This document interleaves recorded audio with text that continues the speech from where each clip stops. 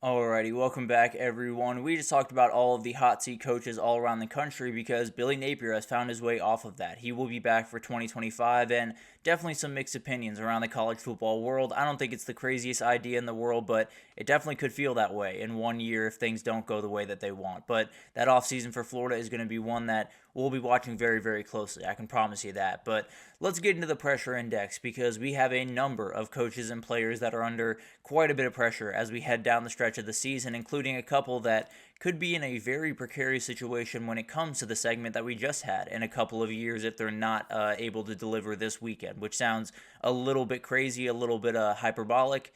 It's really not. And we'll start with that first coach.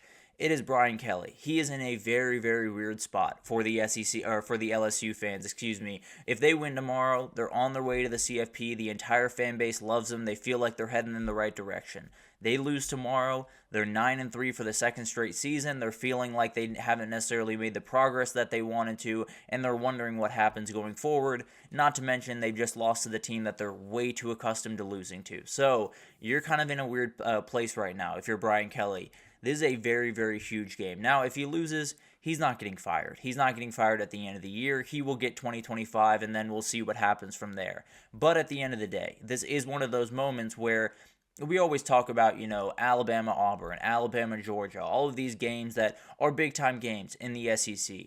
For the last 15, 12, 10 years, however you want to define it, this has been the game. In a lot of years, this has been the game that you have been watching every single year. I mean, it's been a national title 1 year, so obviously. But in general, it has been a massive, massive game in the SEC. And although it's not the rivalry that Auburn Alabama is, or maybe it's not as high of stakes in some respects as the Alabama Georgia game is, it is huge every single year. And LSU's at the point, like a lot of teams around the SEC, like Georgia was earlier this year, like Auburn will be in a couple of weeks, where they're looking around saying, the mean man's not on the other sideline. The man that has been so rude to us, that has been the boogeyman for quite some time, is no longer on the sideline.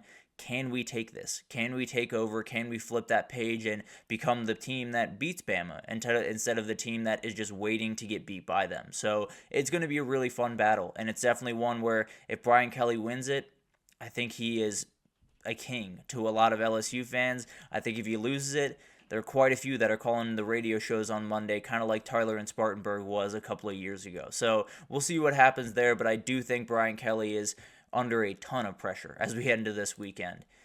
And then you got Kalen DeBoer on the other sideline. He's in a not as precarious of a position in terms of his job security, I think at least, but he is in a weird spot with these fans as well because Alabama has not lost 3 games since 2010. That was coming off a national title, and Cam Newton happened. I think we all understand what happened in that 2010 game. Actually, I went to that Capital One Bowl. They played against Michigan State down in Orlando in 2010, where Alabama just went to work. I was cheering for Michigan State with my Michigan State friends, but at the end of the day, it was an incredible season for them, and that was 10-3. That was the season that they look back on and say, man, we left a lot of meat on the bone. Man, we missed the mark by a little bit. Man, that's a disappointing season. And they went 10-3. And the only reason they lost was Cam Newton orchestrated one of the craziest comebacks that I've seen in college football. So that's where they are. That's where these fan bases' heads are. That's where a lot of people's heads will be when they come into that game on Saturday. They leave with a loss. They have 3 losses before they even go into the last 3 games of their season.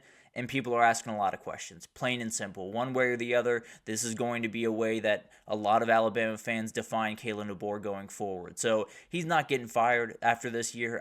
There's absolutely no way. Even Alabama won't do that. But I can promise you, if he goes into next season coming off a 9-3 year, or maybe even a 10-3 year with a bowl game win, he's going to have to come out firing. I can promise you that. And if he doesn't, things get a little bit more interesting. So as much as pressure as Brian Kelly has on him, Kalen DeBoer has plenty as well. I would say Brian Kelly probably a bigger game, quote unquote, for him, but I don't know. Kalen DeBoer is not trailing him by very much. And then you got to talk about Jaxson Dart. This feels like a game where it just has to be him. We have to be walking out of this game saying that is the best football we've seen Jaxson Dart play. He totally took over that game. He was the reason they won. That type of thing needs to be said because the way you're looking at this Georgia defense is they're going to attack your O-line one way or the other. They do not respect your run game, nor probably should they going into this game. So your job as Jaxson Dart is make all of the plays, make off schedule plays, make plays with your legs, do everything you possibly can to keep that ball moving downfield. And yeah, maybe it's a little bit unfair. Maybe it's a little bit too much to put on Jaxson Dart, but that's the reality of his situation. He is the starting quarterback at Ole Miss. They badly want to go to the CFP, and this is the team you got to get through to get there. And you got no run game as well. You are going to be the leading rusher in this game on the year for Ole Miss because Henry Parrish isn't playing. Matt Jones is likely to not play. A lot of guys are going to be missing in this one. So it's you and Rashad Amos. Can you figure out a way to find a little bit of a rush game in this? And can you essentially play Superman football? That's your job for Saturday, which sounds like a lot against this Georgia defense, but sometimes you're put in those situations and you just have to respond, especially if Trey Harris doesn't go. Then there's going to be a guy that if he can't put on a Superman cape, then they're probably leaving there with a loss and all the CFP hopes are gone. And then on the other sideline, we got the guy that is struggling quite a bit right about now because right now I think Carson Beck just needs he needs a win. He needs a game where it's no interceptions, you complete 70% of your passes, and they get the win. And I think it's one of those things where it doesn't have to be special. It could be the lamest offense you've ever seen in your life. It could be, dump off Charlie. It could be terrible football, and you could absolutely hate watching it. If he walks out of there with 70% completion, no turnovers, and a win, that is incredible football from Carson Beck. I don't care if he didn't throw a ball 5 yards in air. It does not matter to me because on the other side of the ball, you got a D-line that's going to get after you. You have a D-line that's going to be very, very aggressive in the pass rush, and you're only completing 35% of your passes, going 2 touchdowns, 6 interceptions when you are pressured. So got to get the ball out quickly, got to take what the defense gives you and not start forcing stuff because then the mistakes are going to come. And when they do, it can be catastrophic for Georgia this time around, not just a blip on the radar on the way to a win. So it's going to be a huge game for UGA and Carson Beck. I think UGA having one more loss, the microscope gets a little bit bigger, and they can't lose that game against Tennessee. They can't lose the rest of the way, and even then, maybe you're sitting on Selection Sunday biting your nails just a little bit to see if your team gets in. And then we got Curt Cignetti. This is a very interesting one because obviously he's not in that marquee game of the weekend. He is not the guy that everyone's pointing the finger to saying if he doesn't deliver this weekend, then he's totally out the door. But you are in a situation that you haven't been in really as a head coach for Curt Cignetti, but more than anything, Indiana as a program has not been there for quite some time. And beating Michigan is a sign that Indiana is turning a corner in the Big Ten. I understand this is not the normal Michigan team. This is not the team that they usually have been. It still very much does matter. It's still very much a turning point with this program because whether we like it or not, whether they are this year or not, Michigan has been at the top of the Big Ten for quite some time. Being able to beat them, move up to that next level, which is Ohio State, Oregon, Penn State, and then be able to stake your claim there is the goal for Indiana right now. And I think this is one of those moments where you beat Michigan, say they beat them by 14, and we're talking about it on Monday. You got to feel like this is a team that can walk into Columbus and get a win. You have to feel like this is a team that is not going to be wavered by this scary opponent, this bigger opponent, this probably more talented opponent on the other sideline. They're going to take care of their business and they're going to move on their way. So this is a huge point where you could kind of stamp your ticket to the CFP. Obviously, that Ohio State loss could take many forms and could get a little bit sketchy for them. But as of right now, you win this one, I feel very good about where you can be in the CFP, and then we'll see where the chips fall the rest of the way. But huge amount of pressure on him just to keep the ship moving. That's kind of the ultimate goal right now in Indiana, and you're facing an opponent that's more than happy to knock you off course.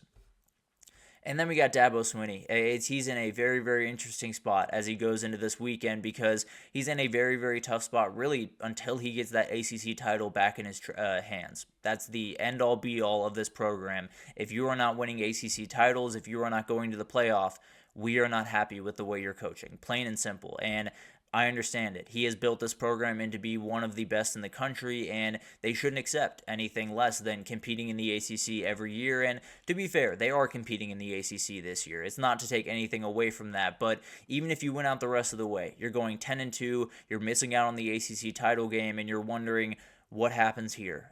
Does he use the portal? Does he go after guys, or does he sit on his hands again and hope that his team is better than it was this year, next year?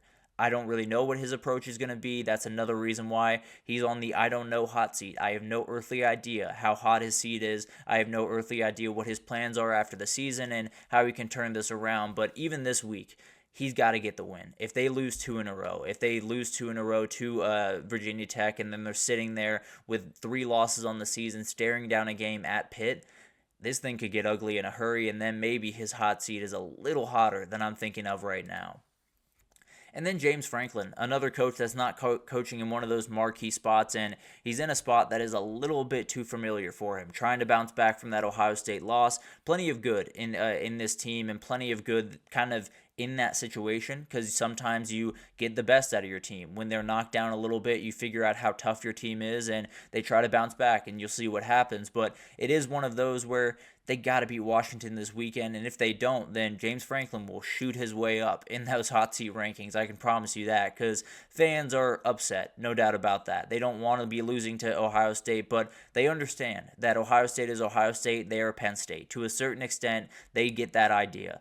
They don't get that for Washington. So you're going to have to make sure you win this game. If you lose this one and you're on the outside of the CFP looking in, I wouldn't be surprised if it wasn't James Franklin next year. But we'll see what happens there. Definitely something to watch. And then finally, Billy Napier. He is absolutely on this list. Probably wasn't the case yesterday. It is now. He has to deliver this weekend, and frankly, he doesn't need a win. I think everyone understands that going on the road to the number 5 team in the country is not a place where you're really going to be able to flex your muscles.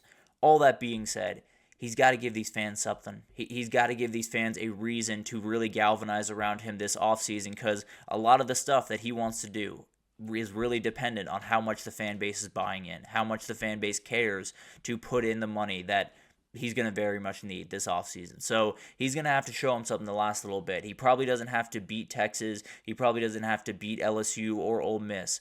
What he does have to do is show them something in those games, and maybe he does have to win one of them. Who knows? But at the end of the day, he's lived in this for quite some time. This is not a new thing for him. He walked into the season feeling this way, but now that it's known that he is coming back for another year, it's just about proving everyone right. It's about proving Scott Strickland right. It's about proving some of the fans wrong and making them feel really good as you head into 2025.